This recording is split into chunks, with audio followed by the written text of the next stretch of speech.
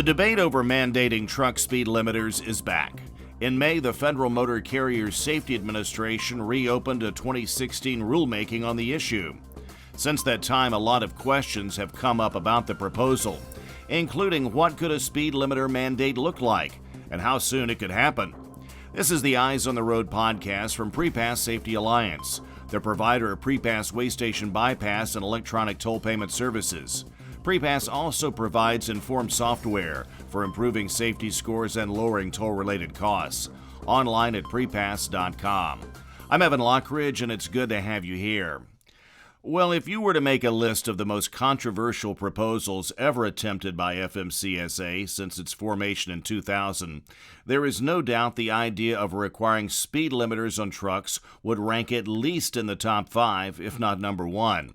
But like many trucking regulations that are already on the books, a speed limiter mandate, if it happens, is not going to take place overnight. In the meantime, there are many questions about what's going on, and we're going to attempt to answer some of the most common questions about speed limiters, specifically this latest proposal. So the first question, how did we get to this latest speed limiter proposal? Well, the previous proposal was prompted by a call from the National Transportation Safety Board and by petitions from the American Trucking Associations and truck safety advocacy groups to require truck speed limiters. Then, in 2016, a joint proposal was issued by the Federal Motor Carrier Safety Administration and the National Highway Traffic Safety Administration, nicknamed NHTSA. Now, for its part, NHTSA proposed a new federal motor vehicle safety standard that would require each new multi-purpose vehicle, which includes commercial trucks, with a gross vehicle weight rating over 26,000 pounds to be equipped with a speed-limiting device. The NHTSA proposal also required each vehicle, as manufactured and sold, to have its device set to a speed not greater than a specified speed, and to be equipped with a means of reading the vehicle's current and 2 most recent speed settings through its onboard diagnostic connection. FMCSA at the same time proposed a complementary regulation that would require each commercial motor vehicle with a gross vehicle weight rating of more than 26,000 pounds to be equipped with a speed-limiting device meeting the requirements of the NHTSA plan, including the requirement that the device be set to a speed not greater than a specified speed.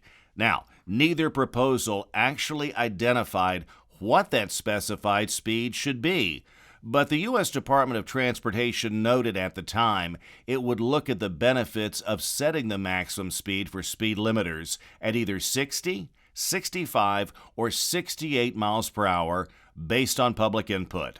By 2017, the speed limiter proposal had lost momentum amid a widespread move to cut many federal regulations. Fast forward to May of 2022, and a truck speed limiter mandate is being considered once again. Now, here's another common question.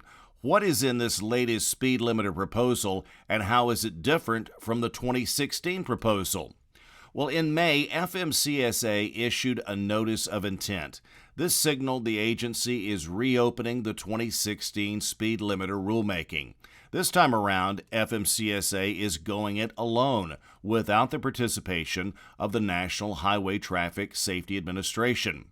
FMCSA is first seeking public comments on a series of questions intended to help the agency develop its rulemaking.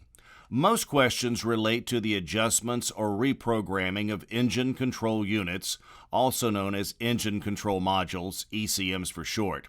As explained in the 2016 proposal, trucks with ECMs are generally able to be electronically speed governed.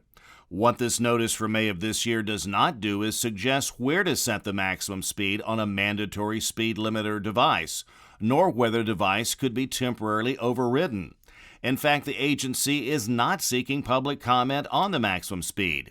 The 2016 proposal from NHTSA and FMCSA did not settle on one figure. Instead, comments on those two topics are expected to be sought when FMCSA publishes its full speed limiter proposal in 2023. There's also another big difference between this latest plan and the joint proposal in 2016, in that it would specifically apply to motor carriers. The previous proposal from NHTSA would have required speed limiters to be installed and set at the factory. The previous FMCSA version would have required interstate fleets to maintain those speed limiters. FMCSA says it intends to move forward this time with a separate motor carrier-based speed limiter rulemaking. The agency says it believes that placing the requirement on motor carriers will ensure compliance with the rule and potentially avoid confusion on who is responsible. FMCSA believes the requirements can be met by motor carriers, but it's asking for comments on 7 topics. Here's the first: making the rule applicable only to commercial motor vehicles manufactured after a certain date, such as 2003, because this is the population of vehicles for which ECMs were routinely installed and may potentially be used to govern the speed of the vehicles. Number 2, whether a retrofit requirement would be necessary. Number 3, what percentage of a commercial motor vehicle fleet currently uses speed limiting devices? Number 4, if in use, at what maximum speed are the devices generally set? The 5th item it's looking for comments on: what skill sets or training are needed for motor carriers' maintenance personnel to adjust or program ECMs to set speed limits? Number 6, what tools or equipment are needed to adjust or program ECMs and how long adjustments or reprogramming of an ECM would take? And the last thing it's seeking comments on: should FMCSA include medium-duty trucks in its plans for speed limiters? As of right now, there is no proposed time frame for implementing speed limiters. This notice issued in May is the start of a data-gathering exercise in which FMCSA collects information from fleets on their use of speed limiters. Now here's a third common question: why has the issue of speed limiters come up again? Well, to sum it up in one word: speeding. Highway speeds have become a major safety concern, notably when reduced traffic volumes during the height of the COVID-19 pandemic created the allure of open roads. But the speeds of both cars and trucks have not significantly subsided since then. Also, numbers released earlier this year show traffic fatalities in the U.S. increased in 2021 to their highest level since 2005, with nearly 43,000 people killed.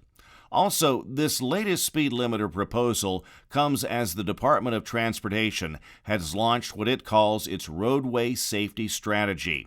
This is a $6 billion effort over the next 5 years to pay for local efforts to reduce roadway crashes and fatalities. All this boils down to safety and, more specifically, reducing the number of crashes and especially fatalities along the roadways.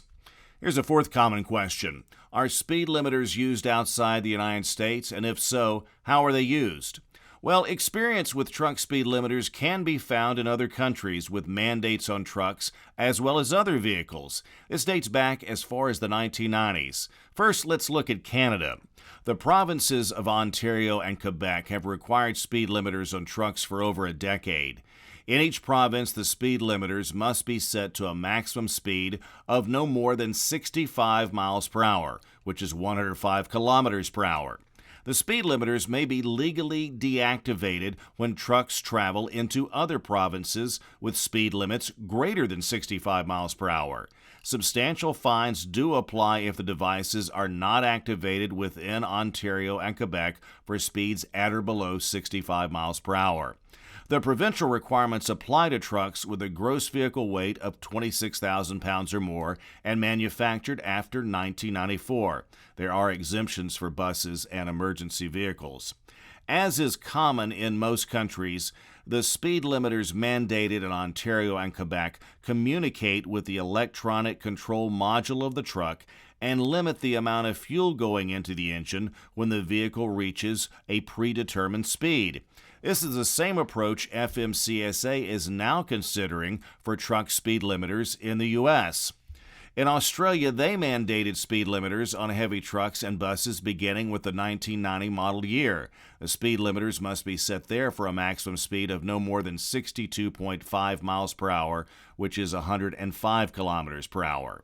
In Germany, trucks with a gross vehicle weight rating of a little more than 7,700 pounds or more, which is about 3.5 metric tons, must have a speed limiter set at no more than 56 miles per hour or 90 kilometers per hour.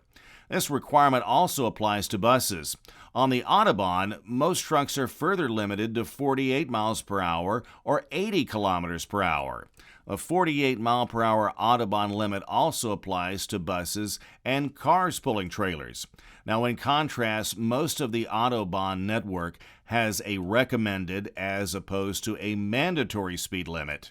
There it is, 81 miles per hour or 130 kilometers per hour for cars and motorcycles. And by the way, on the Autobahn, trucks are restricted to the right lane except when passing. Now, in the United Kingdom, they began requiring speed limiters in 1992, expanding the mandate in 2008, where today it applies to trucks and buses with 8 or more passengers. The maximum speed is 56 miles per hour or 90 kilometers per hour for trucks and 62 miles per hour or 100 kilometers per hour for buses.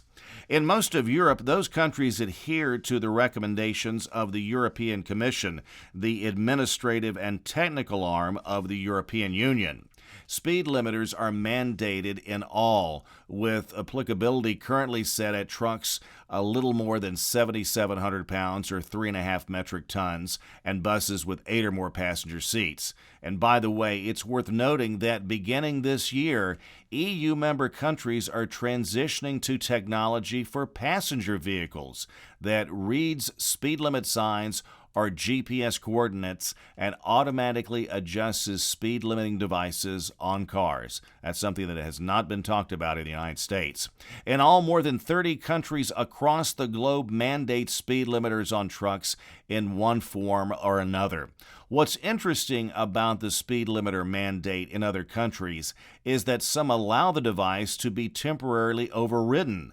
This means with a push of a button, the speed limiter could be deactivated for, say, passing another vehicle. Will that happen in the U.S. if there is a speed limiter mandate? Well, only time will tell. And finally, our fifth and final question, how likely is it that speed limiters will become a reality in the United States? Well, for that answer, I refer you to former FMCSA Deputy Administrator Warren Heyman, now a PrePass consultant. Warren served in the number 2 slot at the agency during part of the George W. Bush administration. He talked about speed limiters in a recent PrePass webinar when he was asked if he believed they would be mandated and what the percentage chance is of them becoming required truck equipment. Yep, we're going to have them, and there's a good reason. Speeding is a major problem on our roads with, of course, all types of vehicles. I forecast speed limiters at 90%, especially now that FMCSA has published coming rulemaking. There is already immense resistance from parts of the trucking industry. If FMCSA chooses the path that I suggest, where the speed limiter can be temporarily overridden, and particularly if speed limiters are mandated on new trucks only, that 90% could go even higher. It's safe to say whether you are for or against speed limiters, there is increasing evidence that it is more likely than ever the devices will be mandated on trucks. It's up to you to determine whether they will actually improve safety or not. Most analysts are predicting that if speed limiters are mandated, we could see them as soon as 2024. Others saying they are at least 5 years away. Keep this in mind. There are a lot of details to be worked out before FMCSA puts any rules in place when it comes to speed limiters. Even when a regulation is put out, it will likely face a court challenge, which could stop a mandate from taking effect, or even Congress could pass a law against the devices. The important thing is to keep up with the process and make your voice heard. Now, you can do that by going to the PrePass website at prepass.com and checking out the blog where you can read about speed limiters as well as other trucking industry issues. Also, keep up with this and other trucking issues by following PrePass on Facebook, Twitter, Instagram, and LinkedIn. I'm Evan Lockridge. Thank you for listening to Eyes on the Road. And remember to keep your eyes on the road.